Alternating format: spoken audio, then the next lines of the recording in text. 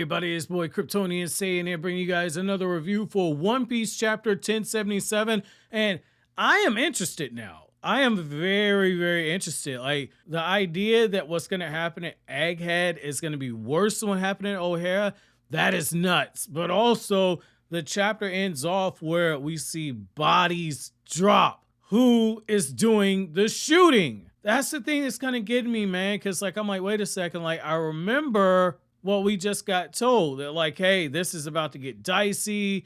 Vegapunk is in serious trouble, but who's doing the shooting? Who is the shooter? Oh, this is so juicy, man.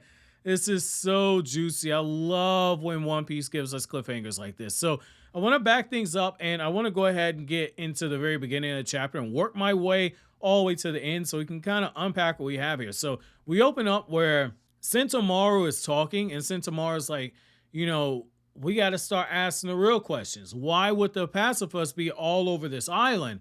You know, we got to start getting out of here. We got to make sure Straw Hat is able to get Vegapunk and all the Vegapunks out of here because this don't smell right. And he starts telling the story about what happened with O'Hara, and he says, like, it got wiped out, where it was taken off of all the maps of the world government within just a matter of hours. Overnight, everything was gone because they dared to defy the world government. And we get a refresher. Narrator's like, oh yeah, you know, they had the historical library there, and they did all this research, and because they found information that the world government did not want them to know, they ended up wiping everybody out.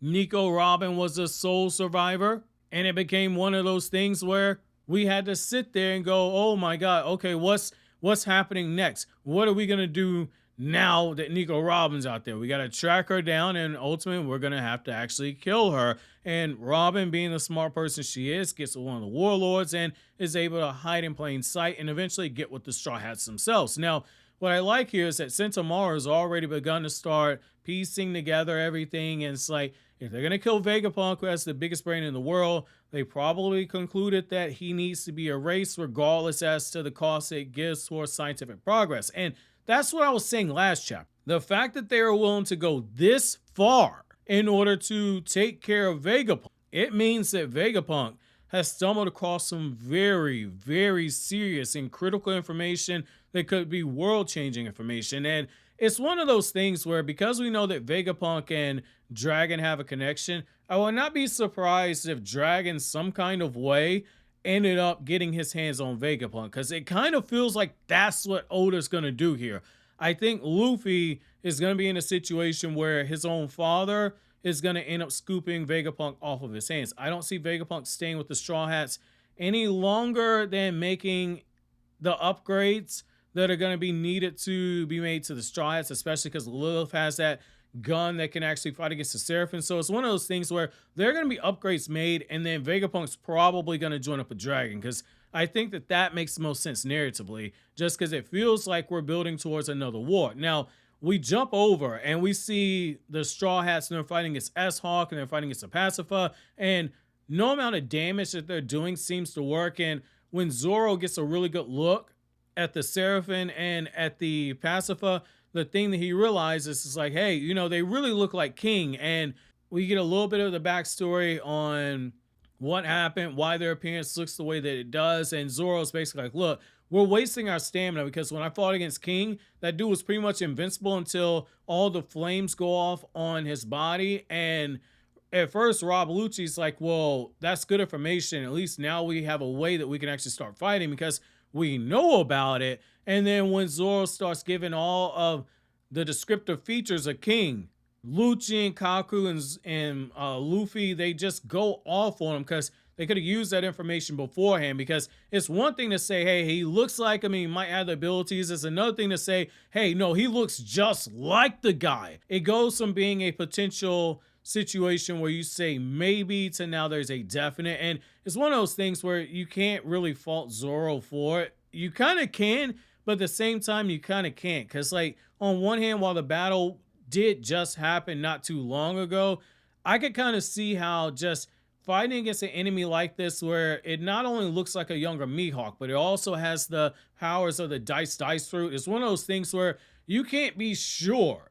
because every time you start to think of something, you get new information and it just throws your mind for a whack. So, I mean, I can kind of give Zoro a pass here. I do want to know where you guys will fall on that, but I kind of give Zoro a pass there. And as they begin to start going into their counterattack, we jump over, and I like that you see Nami in that continued theme of like Nami with the children. I kind of still think that the way that this whole story arc is going to end for Nami is like Nami's going to be doing something with children, like either raising children with some type of an orchard farm or something, but like Nami's going to do something with children at the end of One Piece. Like the way that Oda has continually played up her maternal themes or maternal urges as we gotten into the Red Line, it's one of those things where like we saw it in glimpses before this when they were on the Grand Line, and like before we got to Sabaody and everything, we saw it in glimpses, but it's been an overdrive in the Red Line. Like I'm loving this continued arc that we got with Nami. Like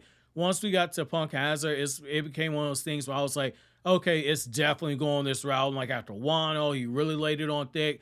I like seeing that like Nami is doing the fighting and she's having to close her eyes when she's fighting against Jimmy, because at the end of the day, Jimmy Jr. is still a child in her eyes, and so she can't really bring herself to fight. The only thing I will say, like, because I'm gonna have to call a spade, because like I started noticing in Wano, like with the kimono, where like Nami has some rather questionable panels.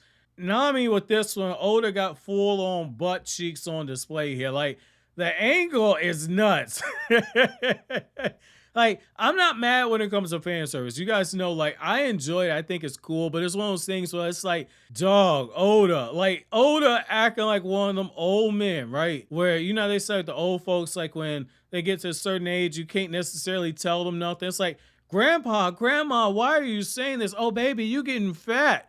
Your cheeks getting big. You can't really say anything to them because they've just lived so long where you go, they just, the hell with it. That's just how they are. Oda's like, I'm going to draw some big old titties. I'm going to draw some big old booty. And we see Nami with a very wide shot of her butt where the panties is just going right into her crack. And it's not leaving anything to imagination. The only thing that's missing is like a shot of the lips at this point. Like, Oda just said, screw it. Like, Hiro Mashima is not going to be the only one that's going to be going through and getting some fan service. I ain't mad at it, Oda. Now, what we end up seeing is that Jinbe Jr. ends up going underground and getting a sneak attack on Nami. And right before he's able to land, Super Simp Sanji comes out of nowhere and delivers a drop kick. And then he goes to check on Nami. And after he sees that Nami's okay, Sanji is just drawn with the rape face. So he's like, yo, you're getting the death penalty. I would not want to be Jinbe Jr. at this point.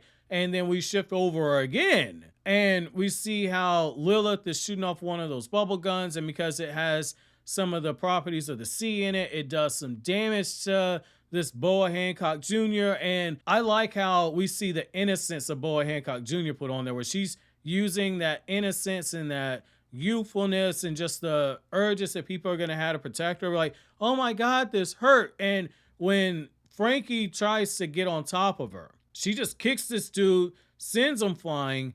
And then when she ends up getting hit again, she starts saying, but it hurts. And Frankie's like, oh, she's so precious, I'm sorry. And then she immediately turns this dude into stone. And then when Usopp and Lilith try to do some damage to her, she ends up using her charm on her. And they're like, oh my gosh, she's so cute. And they're smiling and they're blushing. And then she immediately turns them into stone as well. So I like seeing that little bit right there. Like that's kind of one of the things I always found fascinating about Boa Hancock. Like Boa Hancock could do the damage in a fight if she has to, but also with that femme fatale element and like the seduction thing, like this is walking the line. It's not necessarily seduction in the sense of like, it's not super sexual, but it's still using a child and using the feminine traits and using the urges that older people are going to have to want to take it easier on a child to her advantage. I like this. This is very crafty. Now, we then shift over to the ending where Vegapunk #1 is like, okay, there's Dr. Vegapunk. I'm getting him out of here. And for a second, he's like, man, that's odd. The different members of CP5 and 7 and 8 are here. What are you doing here? And then, bam, my dude gets shot in the head. Headshot. And it's one of those things where like Oda left the cliffhanger and you just have to wonder what else does Oda have planned here, because this is an amazing cliffhanger to actually leave it on. And it might just be me, but like this felt like a shorter chapter. I'm not necessarily too sure.